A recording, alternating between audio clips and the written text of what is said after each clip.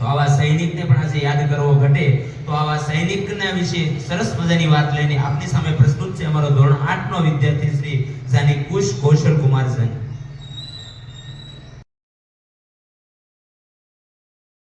इसका जब तक दिल में जान है।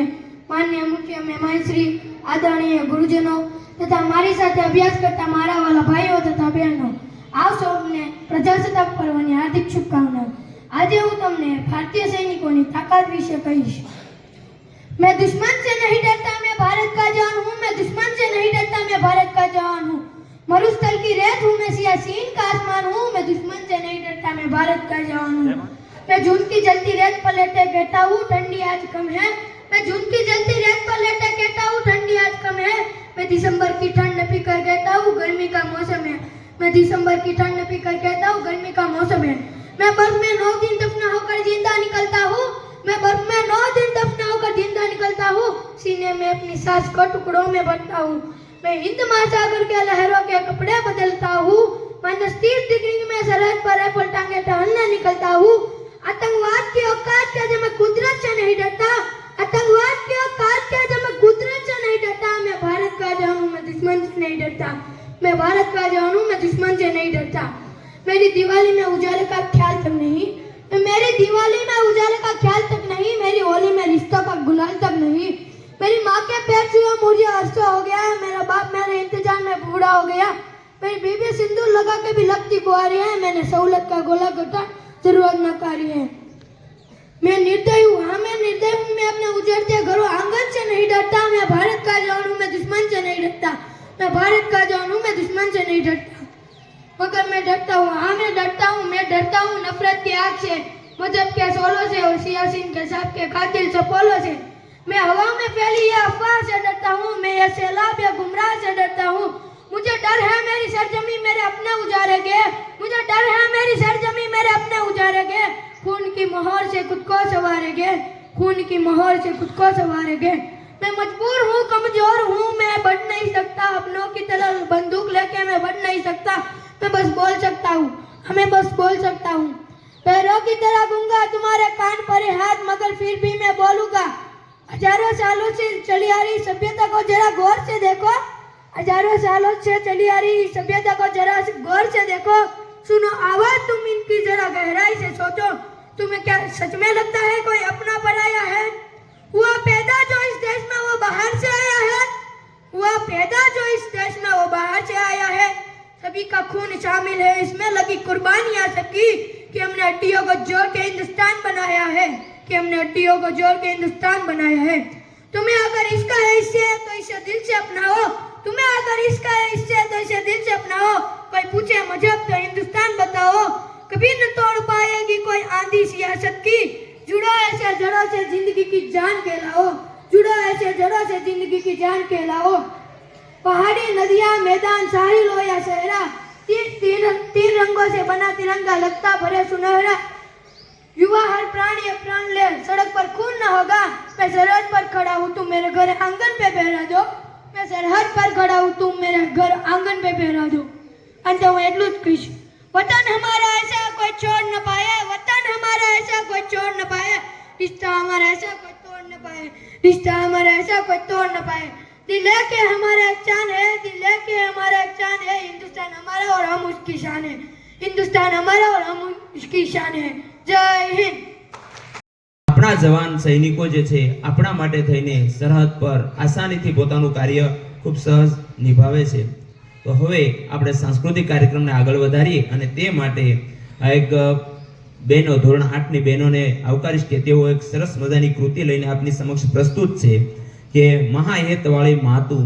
કવિ બોટાદકરને યાદ કરવા પડે કે મીઠા મધુ ને મીઠા મેહુલા રે લોલ, એથી મીઠી તે મોરે માત રે, જનનીની જોડ સખી નહીં જડે રે લોલ। આવી સરસ મજાની કૃતિને સાર્થક કરનારી એક બીજી આને જ મળતી કૃતિ આપની સમક્ષ રજૂ છે મહાહેતવાળી માતું ધોરણ 8 ની બહેનો।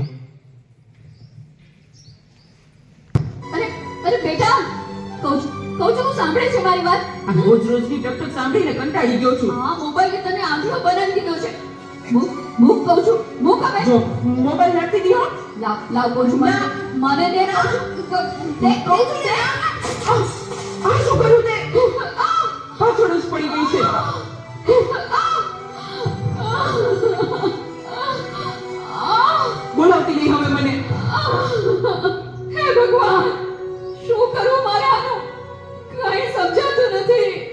આજે ઘરે ઘરે આ સમસ્યા છે. મોબાઈલે માતા પિતા પ્રત્યેનો ભાવ સાવ ખલાસ કરી નાખ્યો છે. અરે શેઠ સાહેબ, તમે અમારા ઘરે? તું મને ઓળખે છે? મારા મમ્મી તમારે ત્યાં ઘરકામ કરે છે. એ સુશીલા એન્ડ કંપનીના માલિક ને. તમને તો આખું શહેર ઓળખે છે. તને ખબર છે બેટા સુશીલા કોણ છે અને હું આ સુશીલા કંપનીનો માલિક કેમ બન્યો? ના. તો સાંભળ. અતિશય સાધારણ કુટુંબમાં મારો જન્મ થયો. હતો સુતો પારણે પુત્ર નાનો, રડું છે કે તો રાખતો કોણ છાનો, મને દુઃખી દેખી દુઃખી કોણ થાતું, મહારેત વાળી દયાળી જમાતું. હતો સુતો પારણે પુત્ર નાનો, રડું છે કે તો રાખતું કોણ છાનો, મને દુઃખી દેખી દુઃખી કોણ થાતું, મહારેત વાળી દયાળી જમાતું. મારા બા અને બાપુજીએ ખૂબ મજૂરી કરી મને ભણાવી ગણાવીને લાયક બનાવ્યો. હું ખૂબ પૈસા કમાવા લાગ્યો. લગ્ન પછી જુદો રહેવા લાગ્યો અને મા બાપને ભૂલી ગયો. પણ કુદરતે મને થપાટ મારી. મારી બંને કિડની ફેલ થઈ. મારી પત્નીએ આ વાત સાંભળીને ડિવોર્સ લીધા. પણ મારી માએ જ્યારે આ વાત સાંભળીને ત્યારે ગાંડી ગેલી થઈને દોડતી દોડતી મારી પાસે આવી. અરે દીકરા, દીકરા એમાં શું પૂછાઈ ગયું? હું છું ને તારી માં. હું જીવું છું ને ત્યાં સુધી તને કઈ નહીં થાય દીકરા. અરે ભગવાને મને તારા માટે જ તો આ 2 કિડની આપી છે. ડોક્ટર સાહેબ, તમે મારી આ 2 કિડની કાઢી લ્યો. પણ મારા દીકરાને કઈ ના થવું જોઈએ સાહેબ, કઈ ના થવું જોઈએ. માથી મોટું કોઈ નહીં, મને ને હોય રણધર કે જગદીશ, સૌ કોઈ નમાવે શીશ, હમણાં આગળ આલિયા.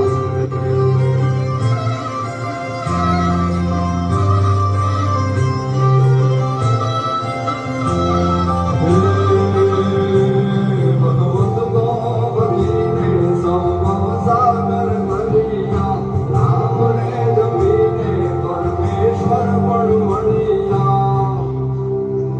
હે તારે ખાણને ખેલના ઉગતી નમાવું,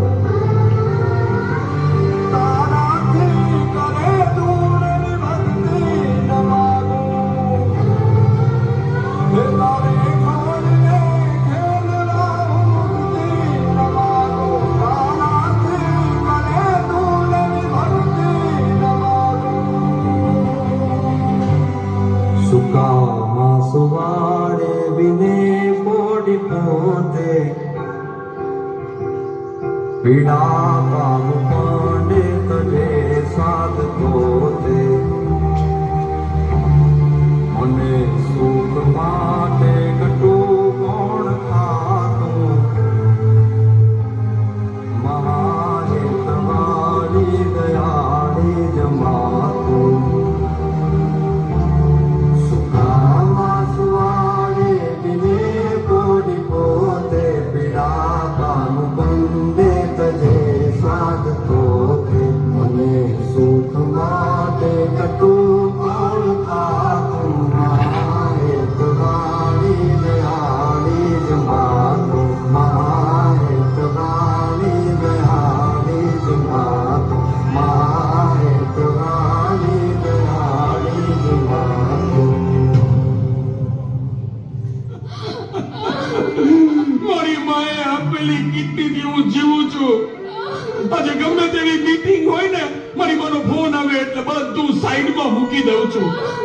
તને ખબર છે તારી મમ્મીએ તેનું છેલ્લું ઘરેણું, એનું મંગળસૂત્ર ગીરવે રાખીને તારા બર્થડે માં આ ફોન આપ્યો છે. અને તે આ ફોન માટે એને હળધૂત કરી, તારી માને હળધૂત કરી. શું વાત કરો છો? મને નથી ખબર. મારી ભૂલ થઈ ગઈ, મને માફ કરો. જો બેટા, ઘરે ભગવાન જેવી મમ્મીને હેરાન કરીશ ને તો મંદિરે ભગવાન પણ તને માફ નહીં કરે. એટલે તો તારે માફી જ માંગવી હોય ને તો તારી મમ્મીની માફી માંગ. મમ્મી સોરી, આ ફોન પાછળ હું એટલો આંધળો થઈ ગયો હતો. મને માફ કરી દે મમ્મી. અરે એમાં શું બેટા, ભૂલી જા એ બધું. મારા દીકરા ભૂલી જા. જો હું પણ ભૂલી જાઉં છું. અરે મારા માટે તો મૂંગી કેટલું દુઃખ સહન કરતી રહી અને હું તને હેરાન કરતો રહ્યો. મને માફ કરી દે મમ્મી. આજે વચન આપું છું મમ્મી, મને સુખી કરવા તે તારા સુખોનો ત્યાગ કર્યો છે ને, હું દુનિયાના બધા સુખો તારા ચરણે ધરીશ. એ માટે હું તન તોડ મહેનત કરીશ. મમ્મી, તારું નામ દુનિયામાં રોશન કરીશ. મમ્મી, તારું નામ દુનિયામાં રોશન કરીશ.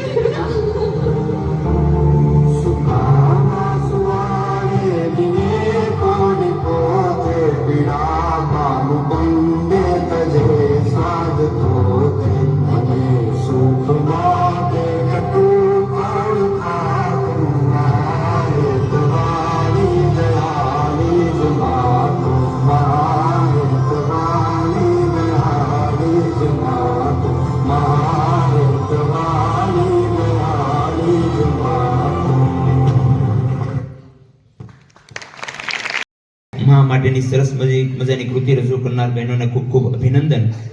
હવે એક દેશની અંદર કોઈ કલંકરૂપ વસ્તુ હોય તો એ ભ્રષ્ટાચાર છે અને એના તરફ કંઈક ઈશારો લઈને આવી રહ્યા છે અમારા ધોરણ 8 નો વિદ્યાર્થી શ્રી ગોયલ કીર્તિરાજસિંહ યોગરાજસિંહ.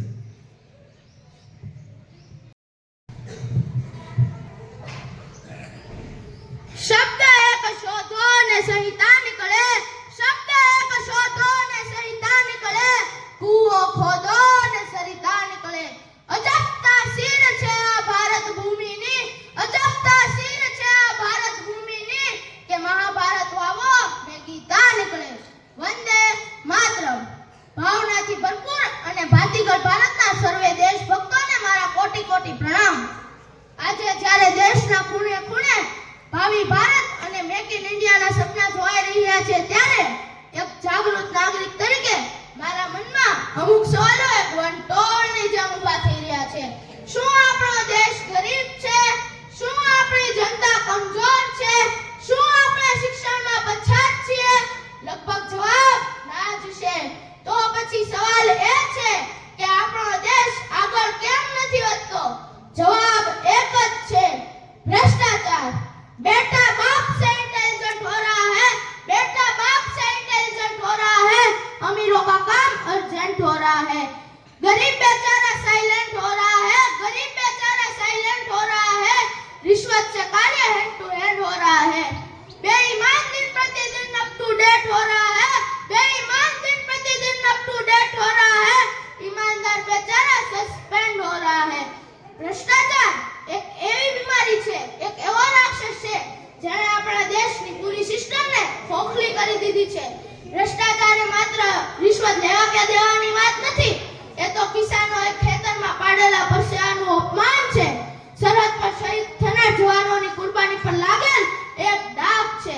જો આ ભ્રષ્ટાચાર રૂપી રાક્ષસનું દમન સમયસર નહીં કરવામાં આવે તો તે એક વિકરાળ સ્વરૂપ ધારણ કરી આપણા દેશને બરબાદ કરી દેશે. बोया पेड़ बबूल का आम कहां से पाए, बोया पेड़ बबूल का आम कहां से पाए. આ કહેવતને યાદ કરવી ઘટે. ભારત જેવા લોકતાંત્રિક દેશમાં આજે જ્યારે એક બાજુ લોકો ગરીબી, બેરોજગારી અને ભૂખથી લડી રહ્યા છે, ત્યારે બીજી બાજુ અમીર વધુને વધુ અમીર બની રહ્યો છે. આ એ જ વાતનો પુરાવો છે કે ભ્રષ્ટાચાર તો છે જ. छोटे छोटे सरकारी नौकर भी खाने लगे हैं घूस, छोटे छोटे सरकारी नौकर भी खाने लगे हैं घूस. मिडिल क्लास की जेब कटी, मिडिल क्लास की जेब कटी, गरीब का निकला जूस. આજે હાલત એટલી બદતર છે કે નાનામાં નાની ફાઇલ પણ ત્યાં સુધી આગળ નથી વધતી જ્યાં સુધી તેને નોટના પૈડા પર દોડાવવામાં ન આવે. પ્રતિભા પાછળ રહી જાય છે અને સિફારિશ આગળ વધતી જાય છે. બેઈમાન સીધો ખુરશી પર બેઠે છે જ્યારે ઈમાનદાર લાઈનમાં નજરે પડે છે. આજે દેશના નાના મોટા દરેક ક્ષેત્રમાં ભ્રષ્ટાચાર પૂરની જેમ ફેલાઈ રહ્યો છે, જેમાં ઈમાનદારી તણાતી જાય છે.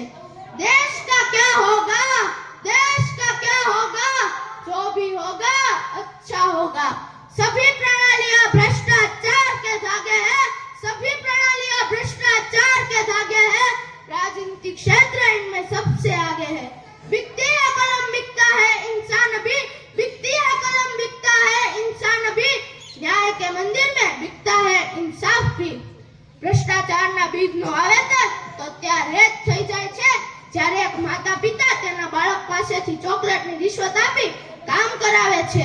ભ્રષ્ટાચાર વિરુદ્ધ લડવું તો છે, પણ આપણે આંખ આડા કાન કરી આગળ વધી રહ્યા છીએ। ભ્રષ્ટાચાર એ કોઈ ભૂલ નથી, પણ આપણી આદત બની ગઈ છે। કોઈ નોટને ચૂપચાપ લઈ રહ્યું છે તો કોઈ સિસ્ટમને ખુલ્લે આમ વેચી રહ્યું છે।